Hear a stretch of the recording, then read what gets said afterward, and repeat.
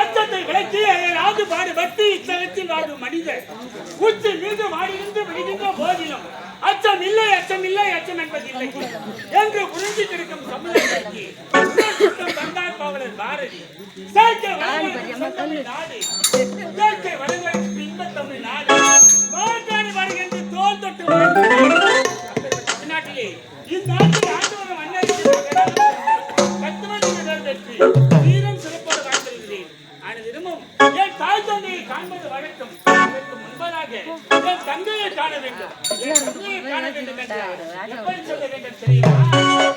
இதையே தெய்வம் நான் அண்ணா தோன்றினார்.